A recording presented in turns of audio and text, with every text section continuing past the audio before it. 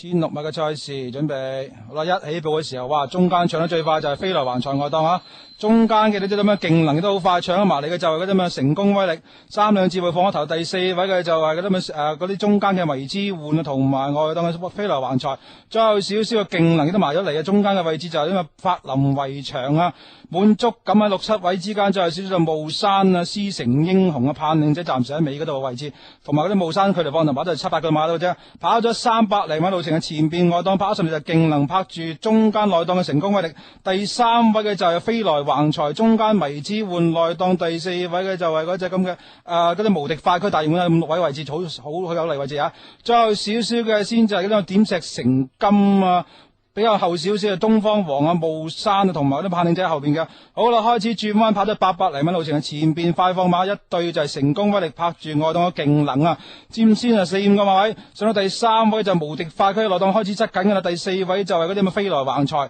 同埋外檔嘅迷之換，跟住少少嗰啲黑雲圍牆啊，同埋啲咁嘅水晶啊、霧都暫時喺包尾霧山包尾暫時獅城英雄噶，去到最後300米路程啊，前面首先出頭嘅就係嗰啲咁嘅成功威力，外檔殺上嚟嘅就係咩飛來橫財，同埋嗰啲滿足感啊，最後少少嘅先就係嗰啲迷之換咁樣噶，最後200米嘅路程啊，前面飛來橫財首先過咗呢啲成功威力，外檔第3位上嚟就係呢啲盼領者，上咗少少就係啲東方王咁樣噶，最後100厘米路程啊，前面飛來橫財壓住內檔嗰啲盼領者，第3位嘅就係嗰隻乜東方王，個終點嘅內檔反先嘅就係盼領者。個終點第1名盼領者，第2名係飛來橫財，跑第3名就係嗰隻東方王啊！